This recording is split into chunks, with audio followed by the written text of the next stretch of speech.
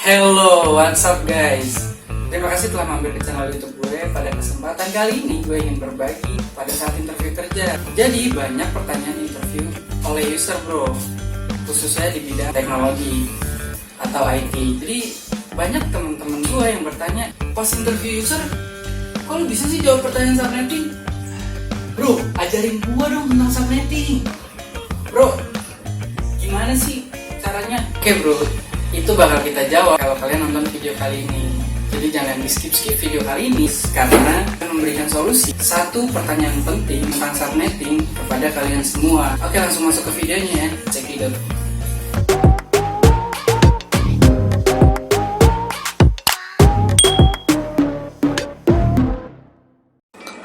Oke, jadi di sini kita harus punya kasus dulu ya. Kasusnya Bang Noob dan Bang Jago yang ingin sama-sama membuat warnet. Dengan permintaan, Bang Noob meminta IP 10.2121.16/28. Bang Jago pun sama. Jadi di sini ada dua case atau dua kasus yang bisa diselesaikan dalam satu penjelasan. Di sini menggunakan CIDR/28 yaitu kelas C berarti ya. Kelas sendiri ada 5 yaitu A, B, C, D, dan E. Oke, kita tulis dulu ya soalnya. Kita ambil IP-nya Bang Noob yaitu /28 dengan IP 10.2121.16 dengan netmax 255.255.255 dot titik karena kita belum tahu ya di sini. Nah, kalau dalam rumus gua itu subnet max sama dengan CIDR.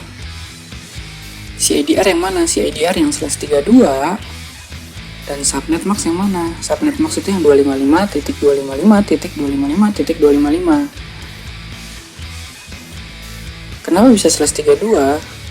Karena kalau di convert to bit /32 itu berisikan 8 bit setiap oktetnya. Jadi 8 bit juga disebut satu oktet ya. Nah, dalam subnet max itu ada 4 oktet dan 32 bit. Kalian bisa lihat sendiri, perhatikan baik-baik. Di sini paham ya. Satu bitnya itu mempunyai nilai 2/7 yaitu sama dengan 128. Dan seterusnya sampai 64, 32, 16, 8, 420. Ini satu oktet ya dengan 8 bit.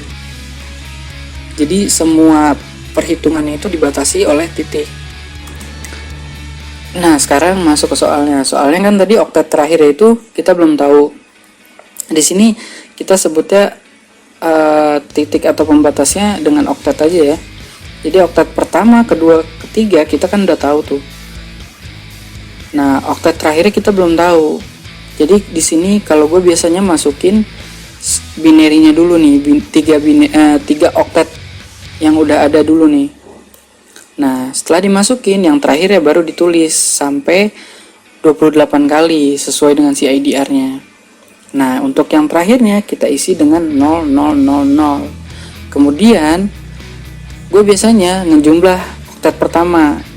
Oktet pertama udah pasti 255 ya. Terus 255. Karena jumlah satu oktet ini berjumlah 255. Kita fokus ke oktet terakhir. Oktet terakhir itu ada 4 bit aja yang aktif nih. Jadi kita jumlah 128 tambah 64 tambah 32 tambah 16 itu sama dengan 240. Nah, di sini kita jadi dapat subnet max-nya itu sama dengan 240 untuk CIDR/28. Cukup gampang kan? Di sini kalian coba pahami pelan-pelan, semoga kalian paham. Kalian juga bisa lihat videonya, pause gambarnya, kalian bisa SS. Nah, gimana cara nentuin IP host yang valid, first IP, last IP, network, segala macem. Nah, di sini gue menentukan jumlah networknya itu pakai rumus ya. Rumus gue itu 256 dikurang 240. 240-nya dari mana? Dari jumlah network yang tadi kita hitung sebelumnya. 256-nya itu rumus gue sendiri. Nah, ini jangan lupa ditulis guys. Ini poin penting yang bakal menentukan kita ngitung selanjutnya, kayak jumlah blok subnet sampai ke tabel network. Kita tulis 0 ditambah 16 sama dengan 16, 16 ditambah 16 sama dengan 32, 32 dan seterusnya sampai hasilnya kurang dari 256. 256 itu tadi rumus gua, jadi jangan sampai lebih ya. Nah, terus ini cukup simpel perhitungannya. Kalian bisa pause dan perhatiin baik-baik gimana cara gua menghitungnya, karena nggak perlu ada perkalian segala macem. Nah, untuk blok subnetnya itu kenapa 16? Kalian hitung aja. Di sini jumlah tabel networknya dari 0 sampai 240 itu ada 16. Makanya di sini gue isi 16 blok. Cukup simpel. Nah, terus menentukan IP host yang valid. Gimana? Di sini gue udah nulis 14 IP host yang valid. Gimana cara ngitungnya? Itu mudah banget. Yaitu gue tinggal ngambil jumlah tabel network dari range 1 dan range 2, yaitu 0 sama 16. Berarti kita udah tahu ada 16 IP yang bisa dipakai, tetapi harus dikurang 2. 2 ini rumus gua guys biasanya. Kenapa dikurang 2? Karena 2 itu akan dipakai oleh network dan broadcast. Jadi 16 dikurang 2 dapatlah IP host yang valid yang bisa dipakai untuk klien, user, server, segala macam. Terus membuat tabel network. Nah, di sini blok networknya kita udah tahu 16, networknya juga kita udah dapat dari jumlah tabel network. Itulah kenapa pentingnya perhitungan jumlah tabel network ini ya, karena kita nggak perlu ngitung capek-capek lagi buat ngisi tabel network ini. Nah, kita isi aja networknya itu di blok pertama 0 untuk network blok pertama, terus yang keduanya 16. Nah, untuk hitung first IP-nya itu tinggal network ditambah 1, jadi dapat 1 untuk first IP-nya. Untuk broadcast-nya tinggal dikurang aja dari blok kedua, 16 dikurang 1, 15. Terus untuk dapetin last IP-nya 15 dikurang 1, 14. Nah, kita udah dapet satu blok ini, dan itu bakal dipakai untuk blok-blok berikutnya. Jadi nggak perlu ngejumlah kayak kali, bagi, tambah gitu. Cukup pengurangan aja di sini, pengurangan penambahan sih.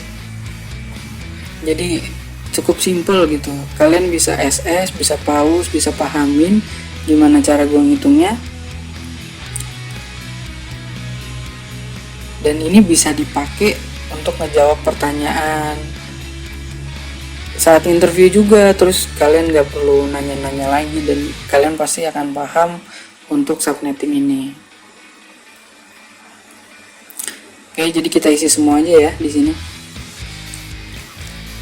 Nah, ntar kalau udah diisi semua, kita jadi tahu nih IP untuk Bang Nup yang mana, untuk Bang Jago yang mana. Untuk Bang Nup ada di blok kedua, untuk Bang Jago ada di blok ketiga dan keempat. Cukup simpel ya untuk subnetting ini sebenarnya. Nah, sekarang kita praktekin aja langsung guys. Jadi kita masuk ke Cisco Packet Tracer, kita langsung coba. Jadi nih Bang Nup punya warnet nih dengan PC ada 12 tadi kan, kita contohin satu aja ya di sini. IP-nya udah gue masukin. Ini IP host yang valid ya.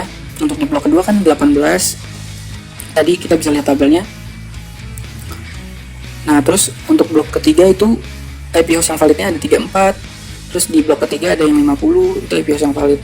Kita coba, kita ping. Nah, bisa kan guys, padahal beda blok network subnet, tetapi tetap bisa saling terhubung. Sebenarnya yang bisa menghubungkannya itu ya router ini guys.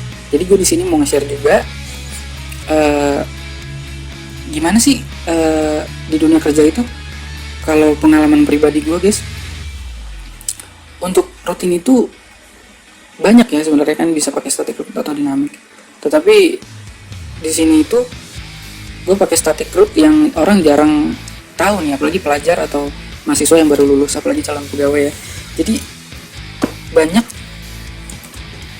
perusahaan yang menggunakan static route itu dengan konsep host to host. Jadi dia menggunakan subnet max-nya itu /32. Kenapa /32? Karena untuk routing routernya nggak boleh pakai /28 atau 24. Kenapa nggak boleh? Karena kalau ada seseorang yang terhubung atau ngerouting ke sana, itu langsung bisa masuk, guys. Karena udah di sana udah pakai slashnya yang bisa orang masuk. Jadi yang maksudnya udah tersedia IP host yang valid. Makanya di sini kita gunain 255.255.255.255/32. Jadi cukup satu IP host yang valid untuk diroutingin.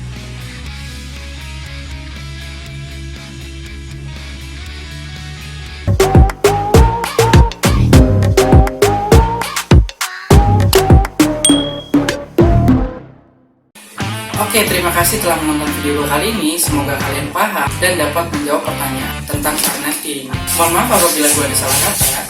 Sekian untuk video kali ini. Sampai jumpa di video berikutnya. Bye-bye.